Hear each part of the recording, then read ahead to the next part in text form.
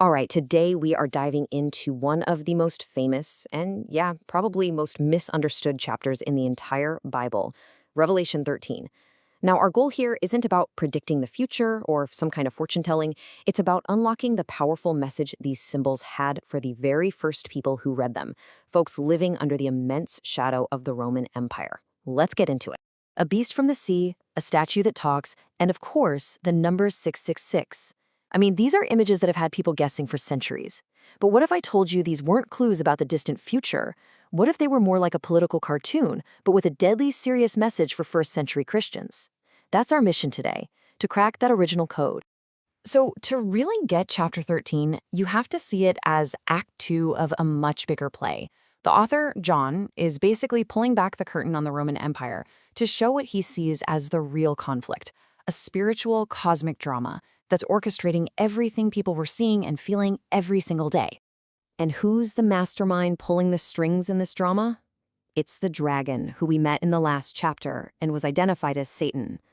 After being defeated in a heavenly battle, the dragon turns his full attention to Earth, and he's waging war against God's people. But he's not working alone. Nope.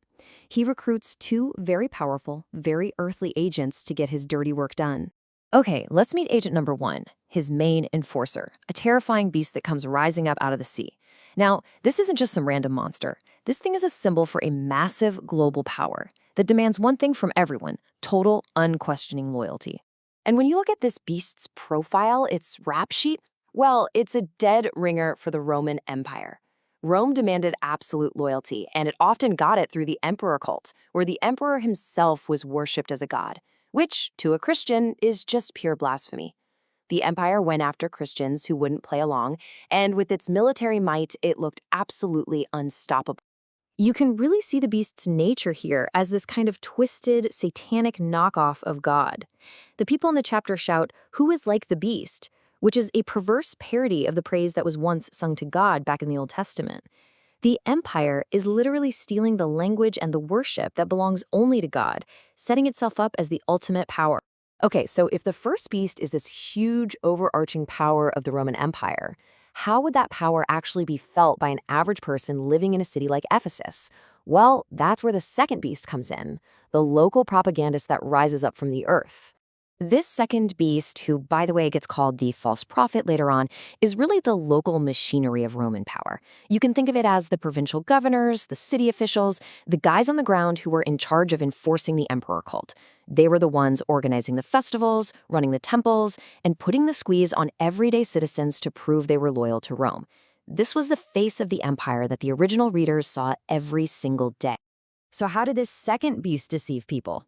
The text says it uses these incredible signs, like calling down fire from heaven or making a statue of the emperor seem like it's speaking.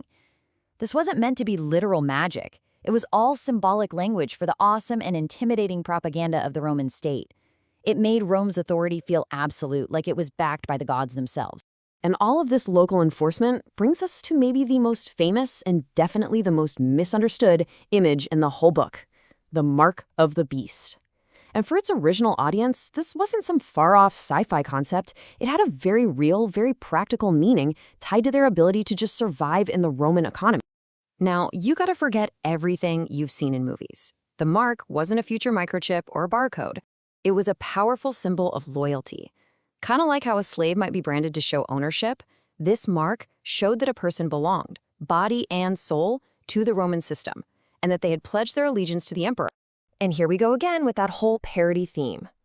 The mark of the beast is a direct, in-your-face counterfeit of the seal of God, which Revelation talks about being placed on the foreheads of God's faithful people. It was forcing a choice, a clear line in the sand. Who do you belong to? Whose seal are you wearing? God's or Caesar's? And here's where the real-world pressure comes in. If you wanted to do business, especially if you were a skilled worker in a trade guild, you often had to go to festivals and ceremonies that honored pagan gods and, of course, the emperor. If you refused to do that, if you refused the mark of loyalty, you could be completely shut out, unable to work, unable to feed your family. It was a brutal choice between your faith and your finances. And finally, we get to the number 666. Now, the text itself gives us a huge clue here. It says, "This calls for wisdom." That's basically telling us Hey, this isn't an impossible mystery. It's a puzzle that you, the original audience, have the tools to solve. So let's just get this out of the way. People have guessed everything over the years. Barcodes on your groceries, credit cards, computer microchips. But here's the golden rule for understanding this. Whatever the answer is, it had to have been something the first century readers could have understood. They had no idea what a computer chip was, so we have to look for a solution that existed in their world. The most likely method they would have used is an ancient practice called gematria. It sounds complicated, but the idea is pretty simple. In languages like Hebrew and Greek, every letter also had a number value.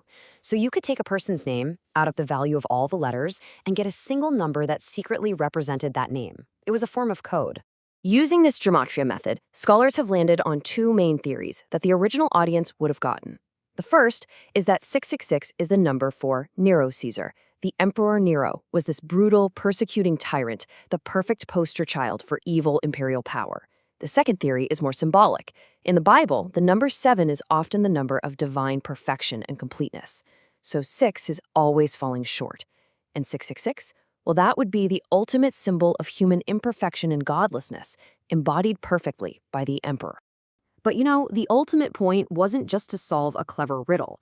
As scholars point out, that call for wisdom was really a call for spiritual discernment.